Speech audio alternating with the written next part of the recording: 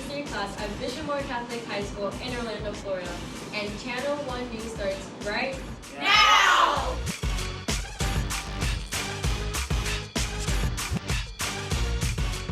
I think those dabs need a little bit of work. Just kidding. Thanks to Bishop Moore Catholic High for kicking off the show.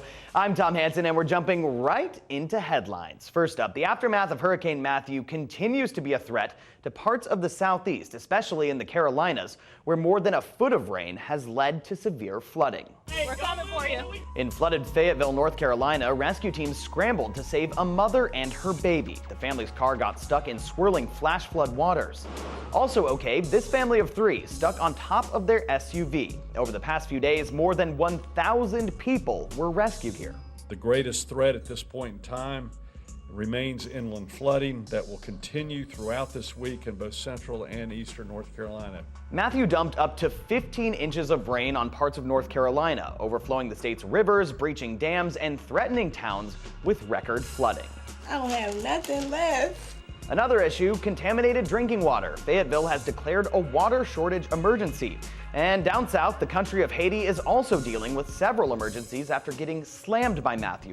More than 1,000 people were killed, and officials say that number is likely to grow. Tens of thousands are homeless and hungry. More than 1,000 people are staying at this shelter, a school that survived the hurricane since it's one of the few structures here made of concrete. Haiti is the poorest nation in the Western Hemisphere, and many people live in tin shacks, structures that definitely can't stand up to a hurricane. Okay, next up, debate number 2 is in the books, and both sides are trying to claim victory for their performance as they hit the campaign trail. Republican House Speaker Paul Ryan says he will not defend Donald Trump or campaign with him between now and the election. Ryan is distancing himself from Trump after a 2005 video was uncovered where Trump made inappropriate comments about women. At least 24 Republicans have polled their support, including Senator John McCain, who said, quote, "It was impossible to continue to offer even conditional support." But the Republican committee chairman, Reince Priebus, is remaining firmly behind Donald Trump, dismissing claims that the Republican Party was abandoning their nominee. And Trump's core supporters are standing with him. In the battleground states of Ohio and Pennsylvania, only 8% of Trump supporters say the tape worsens their view of Trump, while 90% say their view is unchanged. So who won the second presidential debate? Well, early numbers show a leaning toward Hillary Clinton, but not as strong as the first presidential debate.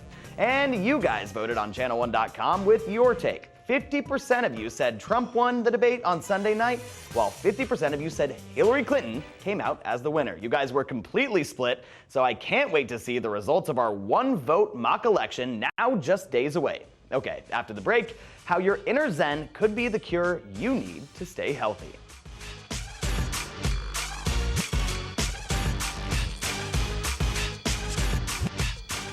One Vote 2016 is just 6 days away. Have you planned your One Vote event yet? Remember, One Vote is the largest mock election for young people, where students get to vote for who they want to be our next president. It's coming October 17th through the 21st. Find out more at onevote.com.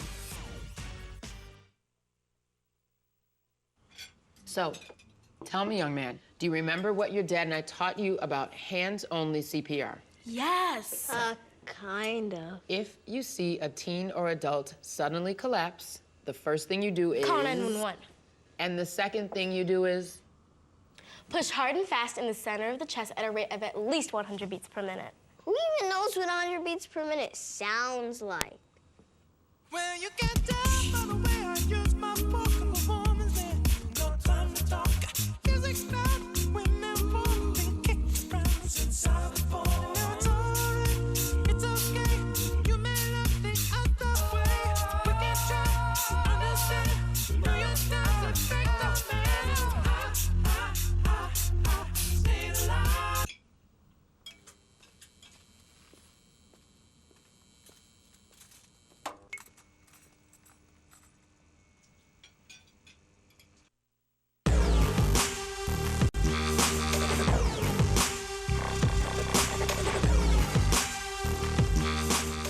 Okay, Demetrius is here with a doctor's prescription for a popular therapy aimed to help young people deal with a wide range of medical problems. Tom, you name it, anything from stress to ADHD, even irritable bowel syndrome. There's no pills involved. In fact, the main ingredient is the mind.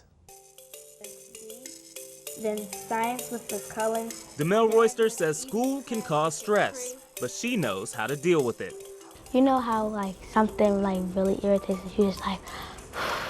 She's practicing finding her inner zen. For the past 3 years, she's been attending yoga and meditation classes after school for free. These extracurricular activities are becoming more popular at schools across the country.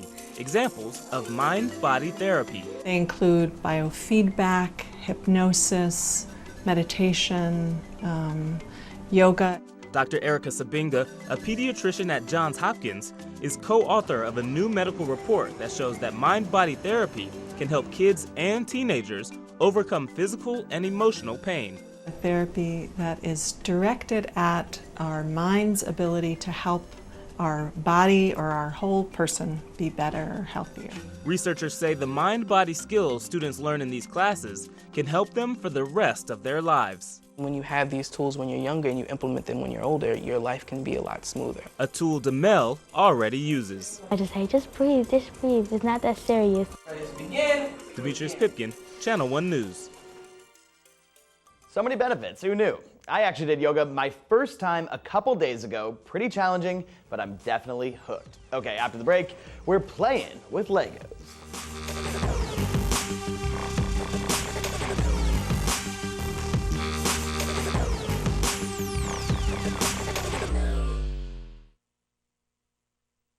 When the power of light and dark was discovered, the world transformed.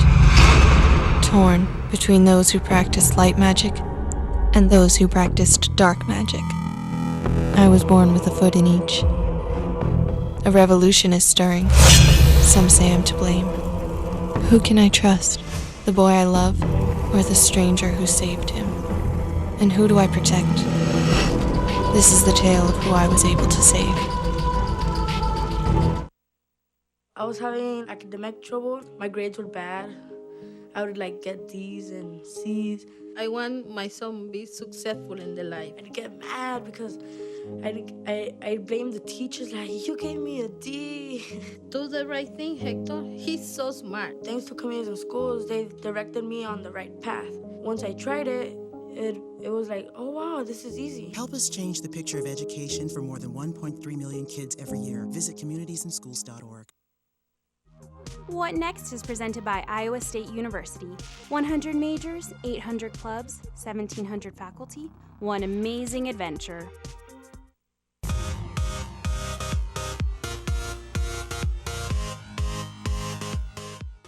Ever think what's next after high school? Well, we've got you covered. Today we're checking out one career where you get to build cities, and as Keith Kosinski shows us, it's a lot of work no matter how big or small the city is.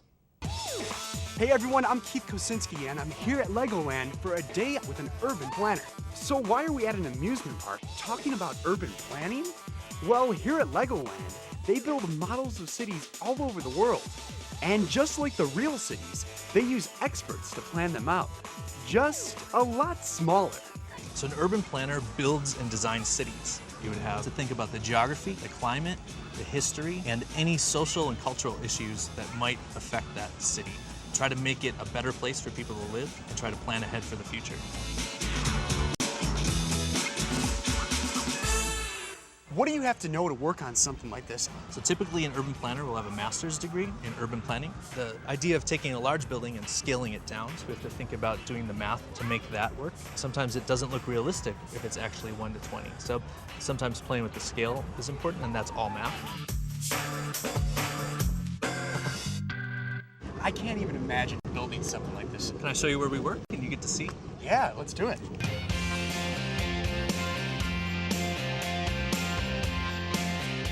So behind this is our computer systems. I see something that kind of looks like a grid for Washington, for New York.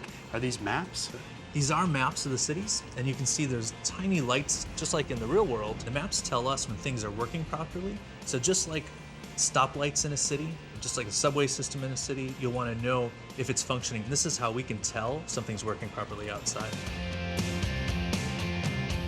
As cool as it is to build models and to build buildings and move buildings around, I spend about 2/3 of my day on a computer using computer-aided design software. It's not difficult to learn this if you have an attention to detail, if you like working with computers, and critical thinking and spatial thinking skills are really necessary to learn this.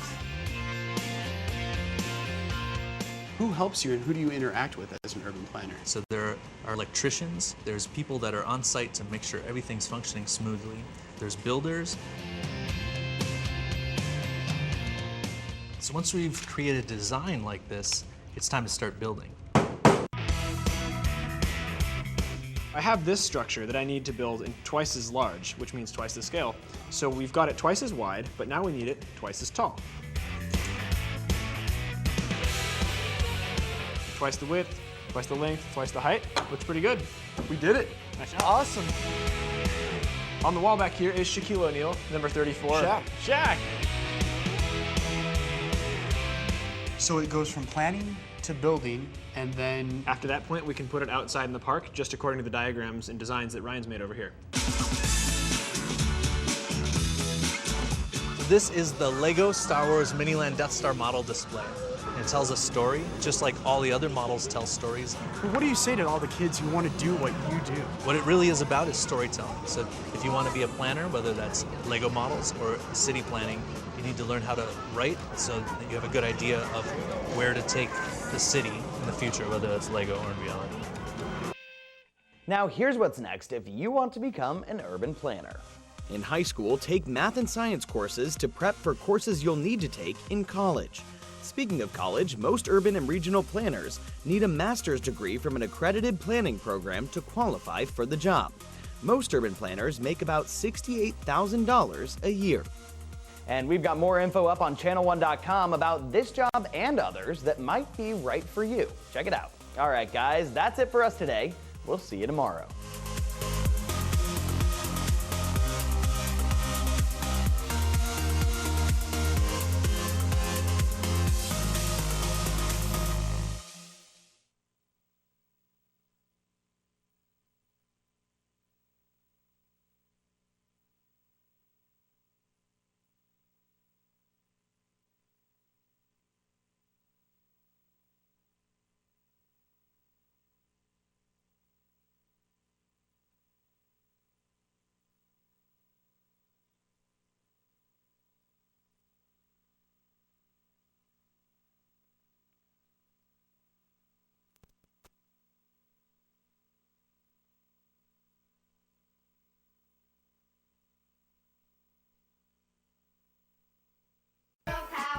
So awesome, so true, there's nothing we can't do. We're fierce, we're strong, so tell us we are wrong. Just hear us and cheer us because we all belong. Good morning, Shafer Sharks. I'm Emma along with Nyona, Suzanne, and Faith. And it's Tuesday, October 11th, Day A, International Day of the Girl Child, a day to recognize girls' rights and the unique challenges girls face around the world. And tonight at sunset, Yom Kippur begins, the Day of Atonement in the Jewish religion. And now, would you please rise for the pledge to the flag?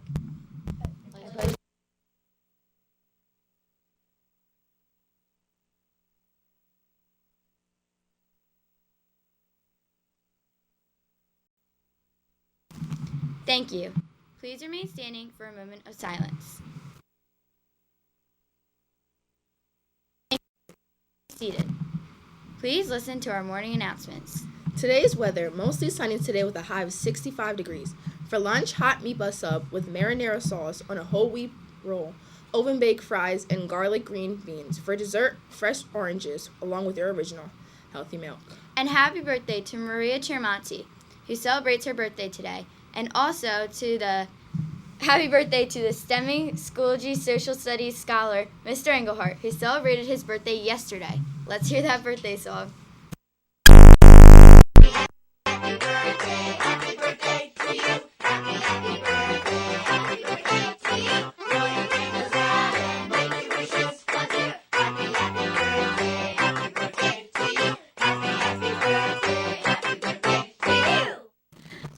library is closed today. I repeat, the library is closed today. Today's Shark announcements. Don't forget to show your $1 million smile for the school pictures. You will be going during 21st century and physical education. All teachers, please remember to have your picture taken today too, as it is needed for the yearbook. Reminder to all students staying after school to support our athletics. You must take the 4:20 bus home. You are not permitted to take the 5:15 bus home. And here's Suzanne. Attention 8th grade students. If you have a family member who has served or is currently serving in the military, please bring in a picture of that loved one so that we can honor him or her at our annual Veterans Day ceremony on November 10th. Please submit your Veterans Day pictures to Mrs. Franklin as soon as possible, and don't forget to include the person's name, branch of service, years served, and location. If you have any questions, please see Mrs. Franklin or Mr. Dacca. Looking for some extra help? Don't forget to come to Homework Club today. Your teachers are ready to help. October is Breast Cancer Awareness Month, which is an annual campaign to increase awareness of the disease. Did you know that 1 in 8 women in the United States will be diagnosed with breast cancer in her lifetime?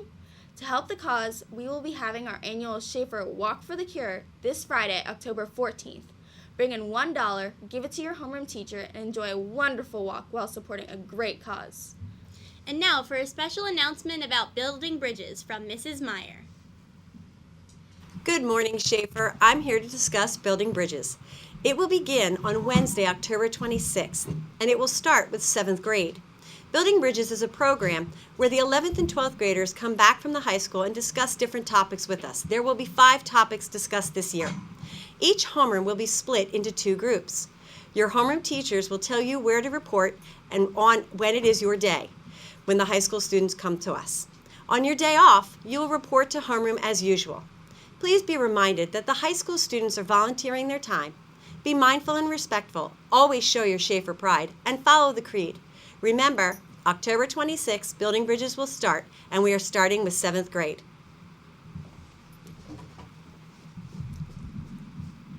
That concludes the show for today. Remember, schools are closed tomorrow for the Yom Kippur holiday.